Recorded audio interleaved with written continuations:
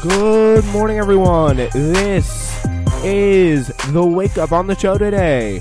We are talking about a shift in how manufacturers think about China, a rise in anti-Semitism, and an interesting policy change for Mormons and the Mormon Church. That's what we'll be looking at today. Thank you so much for joining us. We start with some breaking news. Prime Minister Theresa May is asking the European Union to delay Britain's departure from the European Union, until June 30th. That's just in right now. Let's talk about that. So Prime Minister Theresa May, as we know, has been under extreme pressure from her Conservative Party not to be seen forcing into Britain for a long delay, because she's under a lot of pressure, honestly, from both sides, to work with Labour so that there's no deal Brexit, which pretty much is, as I'm sure you've heard at this point, it's pretty much a disaster. There's a lot of port trading issues. The hard border goes into place. That means like everything that goes through customs, everything that comes into our UK every day has to get searched, has to get like food and medicine supplies would be in very short supply, be incredibly dangerous. That's pretty much what we got here. It is a constant drag that really, again, as we know, never seems to end. But now may go till June 30th. As May made the formal request to Donald Tusk, the president of the European Council, for a postponement of the departure, now scheduled for April 12th, but analysts said her proposed date was likely to be rejected by Brussels. Now she says June 30th. So, yeah. What British news reports said, though, that was Tusk was pushing European leaders to offer May a one-year extension while leaving the door open to an earlier withdrawal if Britain ratifies a deal for Brexit as the process is known. So, yeah, what they have to do is they decide, if you didn't know, it's how they decide they want to leave Brexit. How do they want to leave the European Union? They want to leave, how tied in do they want to be to the European Union? Do they still want to have trade negotiations that are free and fair? How is their movement of people going to be? Of course, Labour, which is pretty much, if you didn't know, it's the Democratic, pretty much a left-wing party. Conservatives are the right-wing party, just like kind of here. But there's also way more parties that are much more complicated. You don't really need to explain. But, so like they're pretty much trying to decide how to get out of Brexit. Theresa May has had this deal that she's put up again and again, and has pretty much failed because it's a compromise. That, as we talked about on a Newsflash a few episodes back, with Andy Cowles of Britain himself. It's pretty much a compromise that nobody actually likes, and is not really working for anybody. Like it's makes everyone unhappy. Like for a compromise to work, you have to have just enough to claim victory over, and no one has that. And many people feel the other side has more to claim victory over than they do. So it's kind of that's why Theresa May's plan has consistently been losing by historic margins, because absolutely nobody on either side of the aisle, the partisan aisle, likes it. Whether it's the Irish parties, whether it's conservatives, whether it's Tories, like they just don't they cannot stand it. So that's what they're trying to do. They're still trying to negotiate a way out, and that is why Theresa May here has asked the EU for a Brexit extension until June 30th. It's described in Brussels as a flextension. Actually, it would be eliminated the day European leaders would eliminate the need for the European leaders to repeatedly consider British requests for delay, and in allowing Britain to leave sooner if an agreement is reached. Tusk appears to be trying to make clear that Brussels is not trying to trap Britain in the bloc. So yeah, they're not trying to keep them in. What they are saying is that we need to get him out here, because I think honestly they may be going a little bit stir crazy about everything that's been happening at this point. So yeah, Tusk's plan would need the backing of leaders of the European Union member states, and we'll see how that how he responds to that. And will there be a need for this plan, or will it be accepted in some way? So that's yet to be found out thus far. So all right, it'll be interesting to watch. So yeah, manufacturers right now, whatever you Washington and Beijing are reaching on trade, global companies, they're starting to shift their supply chains from China, just as some Trump administration officials had wanted in the first place. Despite President Trump's promises to bring jobs back to the U.S., most of the work is coming to countries with moving to countries with lower costs. China will remain a vital manufacturing hub, but chief executives say the trade war has prompted a fundamental reassessment. And that's going to be very interesting to watch, because China, up until this point, has pretty much controlled everything in what really a major center of global shipping. I mean, obviously, anyone who literally has clothes or plays with toys. If you're a parent, you buy a toy for your kid. It says made in China, right? I mean, honestly, there's been a huge reliance over the years on Chinese goods being shipped in, manufactured, whether it be shoes, whether it be clothes, whether it be, as I said before, like toys or anything. Like, it's a huge, huge deal now that this is changing. And it's all because, really, of the trade war that kind of prompted a fundamental reassessment of the way things are going. And that could really challenge China in a way that not many people have seen before. And it's really incredible to think that, like, how they've, how they possibly may be under threat if the U.S. kind of pulls out, but still maybe not, because there still is the world there. Yesterday, Trump said that an epic trade pact could be weeks away, and he soon may meet with the Chinese president. And the U.S.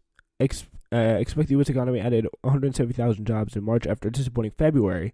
The Labor Department will be releasing their report, by the way, in just a few hours. It may be out when you're listening to this. It's coming out at 8:30 a.m. Eastern time. So that would be very, very interesting to see how the jobs fare. For months, though, as we turn now to airline safety, the aircraft manufacturer Boeing has dismissed concerns about the anti-stall system that's been the main focus of some of its most problematic jets, the 737 MAX 8 and 9, I believe. Obviously, remember with the clash or the crash that's taken place in both Ethiopia and I believe Indonesia. But investigators' preliminary findings from Ethiopian Airlines, we discussed this yesterday a little bit, last month, those two crashes showed that the pilots could not regain control even after following Boeing's procedures. That obviously suggests that the reports, the machine is faulty. So the report released Thursday adds scrutiny to the many amounts of scrutiny, the high amount of scrutiny that Boeing's already facing and federal regulators are facing after two deadly crashes. Because remember, the federal regulators kind of got pushed and shoved from Boeing to say, yeah, keep this plane, the 737 MAX jet, please keep it in the air, because Boeing, obviously very, very powerful on Capitol Hill, and it'll be very interesting. So yeah, Boeing's chief executive acknowledged that on Thursday that the anti-stall software had played a role in the crash, saying, quote, "It's our responsibility to eliminate this risk. We own it, and we know how to do it. The report could change as it's completed," which doesn't rule out the potential for pilot error, but in other circumstances. But we can see, at least according to the report as it stands now, there is a very interesting a very strong possibility, almost all likelihood, that it was not pilot error but machine error in this front. All right, for the Fed board right now, lead the big bank, or help lead the big bank, or our national bank, Trump is favoring Herman Cain. signaling his intent to put allies on a traditionally independent body. Trump said on Thursday he planned to nominate Cain, a former pizza executive and 2012 Republican presidential candidate, for a seat on the Federal Reserve Board. It's the second time in weeks the president suggested a candidate with deeply held political views for a Fed seat. Last month, he planned to nominate Stephen Moore, who's a conservative economist, who advised him on his campaign. Like the president, has become a vocal critic of the central bank's interest rates. That's going to be very, very interesting to see. And like, what will the ties be? And obviously, this is going to probably face some confirmation process that is going to be a little weird, because I think we all know how weird Herman Cain is. I think he had to drop out because he was a mistress or something like that in the 2012 presidential race. I wasn't really paying attention to politics back then. But presidents have long stocked regulatory agencies with partisan appointees, but the Fed's 7-member board has largely been an exception given the role that it plays in the economy. Again, it shouldn't be that surprising, because with Trump, pretty much everything normal goes out the window. Pretty much goes out the window. It's that simple. Trump, yesterday, speaking of Trump, he pretty much ignored his own history with the women and posted a video on Twitter that mocked Joe Biden. If you haven't seen it, it was pretty much it was a mock-up of Joe Biden's apology video with Joe Biden kind of like a fake Joe Biden in a picture, like groping the talking Joe Biden, if you can see, putting his hands on his shoulder and like kissing him or wherever. I mean, honestly, it was kind of funny, but like, and I think we all know that, again, Trump has a awful history with that. The former vice president is still expected to enter the 2020 presidential race. Has been accused by several women of touching them in ways that made him feel uncomfortable. And he's done this for a long time. Yeah, I mean, so is Trump too. Like, Trump has done probably many worse things than Joe Biden. But still, it's very, very, very interesting that he feels the need to pose this in this way. Like, yeah, I mean, I kind of thought it was somewhat funny. I don't think Joe Biden deserves any credit. I do not like Joe Biden. He has awful policies. He's been somewhat involved in every bad decision we've ever seen out of Washington in years, from the crime bill to the Iraq War. And he has this incredible history of groping. Like, that's not who we want representing us in the Democratic Party. That's what my kind of position has always been on that. But yeah, it's very disturbing. All right. Yeah. Many casual listeners of the music genre hip hop are familiar with the top of the top. You got Jay-Z, Drake, Cardi B, but Nipsey Hussle was fatally shot in Los Angeles last weekend. He was a member of rap's middle class who can really do well for themselves without reaching mainstream mega fame.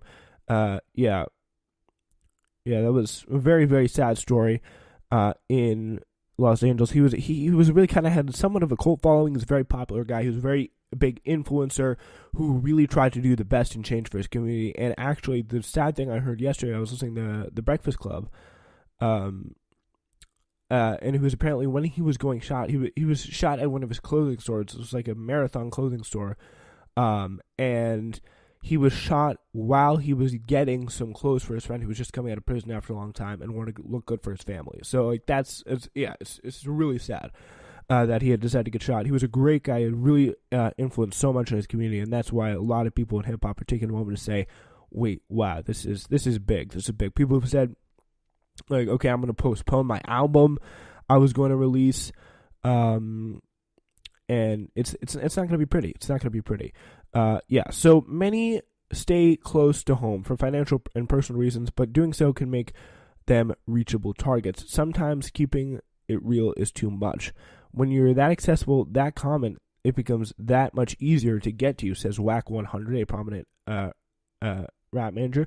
If you didn't know, Hustle was shot in the Crenshaw neighborhood of South Los Angeles, again, outside a clothing store he owned. He grew up in that neighborhood, and on Thursday, prosecutors charged a suspect in the case with murder.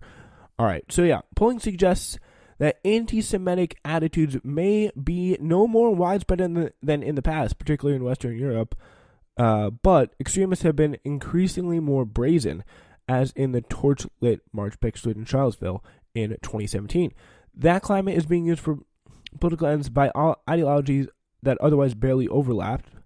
We've got this radical Islamic fringe, and even politicians from some in the far right have kind of met up, which is a little weird, in some kind of anti-Semitic overtone.